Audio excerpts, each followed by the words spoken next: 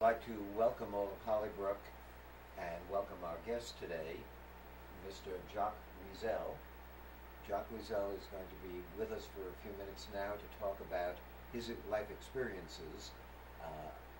And before we even begin, I'd like to clarify your last name with a name that a lot of you may be familiar with, Elie Weisel. You're from the same town, am I correct? My parents were born in Sighet. He was born in Sighet. Yeah, we're the same Weisel families. We're just, cousins. I don't know to what degree. And he called it Romania that he was born in it. My father called it Czechoslovakia, the same town. Obviously, like in this country, we have a lot of Smiths and Browns. There you go. You had a lot of Weisels. Anyhow, Jacques, would you tell us a little bit about some of your experience prior to coming to the United States? Okay. The reason I call my brand new autobiography 9 Knockdowns, 5 Miracles is because of the knockdowns first in my life. I was 7 years old, my brother was 9 years old, and my parents, we lived in Brussels, and the bombs started to fall May 10th, 1940. We waited 4 days to see if they would stop or what would happen. My father went and got visas for us, and then we took off. And as we went to the Gare du Nord, the North Station, railroad station, the bombs were falling on the trains. They were trying to knock those out. The nuns were wonderful. They gave us food to take with us because we took bare essentials. I remember I had a little bag full of matzahs because it was just past Passover, so we had a second diaspora going there for us. We got on the train, and luckily we ended up in Paris a few hours later. No, we stopped before, and we got into a siding for several days because the troops now, the French troops were going north to try to defend Belgium and Holland and all. So they kept bombing us all the time, and I'm here. So that was what, 1940? 1940, May 1940, May 14, 15, 16. And then we ended up in a little town called Villariès, and we stayed there a few weeks, and then we got visas to go again, permission to go to Toulouse. In Toulouse, we stayed overnight there, again in the train station, waiting for something to happen. And I lost my bag of silver then, that we had our silverware, including the nice candlesticks from my grandmother from the other side, and we took off then. And we took off an interesting sideline again. We ended up in Bayonne, not New Jersey, unfortunately, Bayonne, France. And we were there waiting to get on board a ship. They finally found one with 1,600 refugees. We got on board, and then about an hour later, as they were steaming up to go, the purser came down and told us not to, that we had to leave because we didn't bring food with us. So my parents and us, we went down. We stayed on the dock. My parents went into town. The ship took off without us, and we had to wait another day for another ship. And we found a small trawler, almost very small ship, and we got on board. And nothing could go north anymore from there to cross the channel because they were sinking everything, the Germans, the U-boats. So we started to go south. 2 days into the trip, we ran into the remnants of the ship that we had been on. So this is one of the miracles, as I call it in the book. We escaped from that. We ended up in Casablanca. Not the Humphrey Bogart type. No. The Germans were in charge, and the French were real nasty. They were the Vichy government over there. We stayed there about 2.5 years, and then the Americans invaded. And then the Americans did their little shtick to almost end our lives over here. They had the U.S. Mississippi. Battleship was shelling Casablanca, and they were shelling right where we were, a block from us. You had an army camp, so they were shelling the army camp. Only one of the shells, my brother and I watched it go right overhead, 16 inches, I mean it's thick, and it was this tall, 2,700-pound shell landed right in front of us and skittered and then died, stopped. So that's another miracle. Anything had happened, kaput.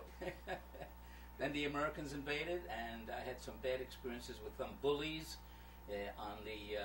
by the Atlantic Ocean where it was, and one of them sodomized me, and then he tried to throw me in the Atlantic. I almost drowned. I'm still afraid of deep water even today, 70 years later. Nothing can knock that out of my head. That's one of my post-traumatic stress disorders that I discuss in the book. And then we came to America on the first troop ship that was available. American GIs were there on R&Rs, and we ended up in Ellis Island, April 9th, 1943, the first Jewish family to come, they say, from anywhere in the world in the middle of the war. And then begins another story, our story in the United States.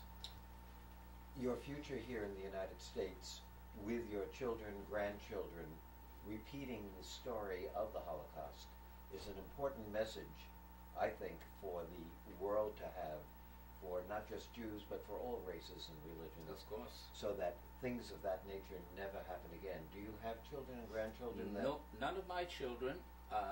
I've got 4 wonderful grandchildren, but I can tell you again, my experiences from age 7 to 10 were so horrendous. All these PTSDs coming into my life at an early age. It took me 70 years to write my autobiography, to come out with what happened to me. I did not discuss it before, really, and this is brand new to me, and I figure now I owe, and because I feel I owe to America and to those who rescued us and all, and to the future generation. My message goes, I do a lot of work in colleges with graduate seniors. I do some of the Holocaust stuff I did a little bit for in the 3rd graders on up. I work with 3rd graders on up to age 90. After that, they can't hear me anymore, you know. So the young people are hearing your story. They're hearing the story, yes. Okay. And my new book, I just came out with it. Just came out 2 weeks ago. 9 knockdowns, 5 miracles. And I talk about the 9 bad things that happened in my life, and the 5 good things where my life was in danger 5 times, and here I am. So it's a wonderful testament that my book. There's one message I try to get across always: if Jacques can do it, you can do it. With all the negativity in my life and all, I teach positive living. I had my own TV show called Positive Living for 3 years up north, and I write a positive article for the last 10 years for the Happy Herald magazine, and that's my life. And I give lectures. I'm also, by the way, a professional speaker in the business world, having been #1 in 4 international sales companies. You know, the will to win was there. I was born with it, obviously, to survive. And so I do sales training, motivational training for companies.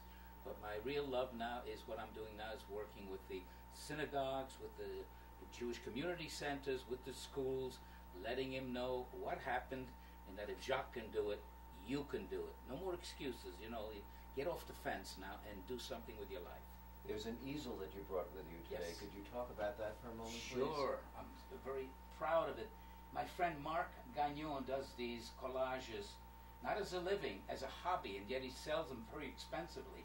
So there I am as a child in Belgium when nothing happened yet. Here I am as a bodybuilder in the United States. Here I am with my wife Carol, pointed the wrong direction over here. And of course people say, why is Hitler in there twice? Because he was the one who caused my whole life to be, you know, tumbled upside down, and it took me so many years to recover. There's my brother in Japan with me, and he plays Santa Claus every year for children in hospitals, schools, and on the army base over there in Japan, because that's where he lives now. And here we are, the refugees, the kids. There were about 45 of us in Casablanca. Not much food. This guy, Joe McCarthy, everybody knows who people should, but he caused me a lot of problems also during the McCarthy era, because I was busy writing, as I always do, and I had 2 years of writing, and they confiscated it at the time of the communist scare, and for 4 days they questioned me, took away my secret clearance, and did not give me my 3rd stripe that I deserved in the Air Force. I was a recreation specialist. So finally, we got out of that one, and they sent my papers back on my birthday the next year, 3 months after I got out of the service. And it took me another 20 years to get my general discharge changed to an honorable, because I hadn't done anything wrong. And the Undersecretary of the Air Force finally signed that it's an honorable discharge, which it should have been from the beginning. So I had another little trauma. There's my father in the Czechoslovakian army. Excuse me. My brother and I in Brussels. This is because I sold Encyclopedia Britannica, and I became #1 in the country selling it. Moved from a roach-infested East Side apartment on 91st Street to Central Park West, 12th floor, brand new building. It was the American dream, but it did cost me a wife. in between, because I was a 24/7 worker, and you don't become number one sitting on your hands, you know. So we moved over there to a beautiful apartment, and the American dream started to take. Then I went from there to World Book Encyclopedia, became number one there, and continued on. Then I learned about motivation. I knew about selling now, obviously, because I was number one in 2 companies. I learned about motivation from a company called Success Motivation Institute out of Waco, Texas. I bought a franchise so I could learn about motivation, what motivates the people that I had working, selling for me. I was a sales manager there. And I learned about motivation. And once you've got the motivation and you've got the sales skills to teach, I had a viable thing, and I became a motivational speaker / sales trainer / personal coach. And that's been my life, and writing in between that.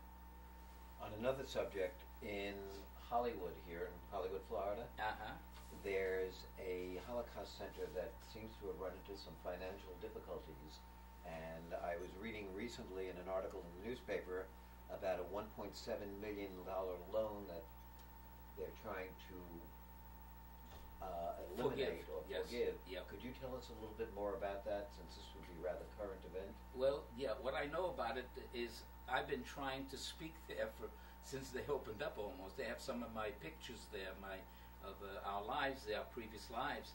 And I'll be speaking there on December 11th, on Sunday, 2:30 to 3 p.m. I know that, and I'll be exhibiting my books. But so the center will be open? The center is open, yeah. But no? Library's open. The library is open section. That's where I'll be speaking. And yeah, I'm hoping that we get together, that our people get together and fill in the voids where they need, because that's a very important place to open up properly and to have all the facilities that it needs to be a legitimate museum.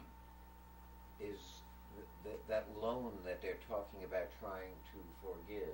I understand the city of Hollywood is having its own economic problems at the moment, and that there are many people in the community in Hollywood that are saying, well, we can't afford to get rid of this $1.7 million loan. Will that affect, to any great degree, the ability of the Holocaust Center to continue? I would say so. I don't know anything about it except that they took my materials and we're waiting to do my talk for them. So I have no idea what's at that end. Well, hopefully things will be resolved there and the center will continue to function. I know somebody that will contact somebody now. I learned about a Jewish philanthropist who's a billionaire, and I'm going to make him aware of the situation, and perhaps he can do something. I don't know. No promises. All we can do is try. Yep. Mr. Weisel, we thank you so much for coming today, and we hope we have the opportunity to talk to you again in the near future. And I'm sure all at Hollybrook is very appreciative of your time and efforts. Thank you for having me. It's always a pleasure to tell the story in such a way, hopefully, that people will understand that we don't give up, we don't sit down, we don't lie down and go to sleep on life. We stay awake and we do the best we can every single day. Thank you again.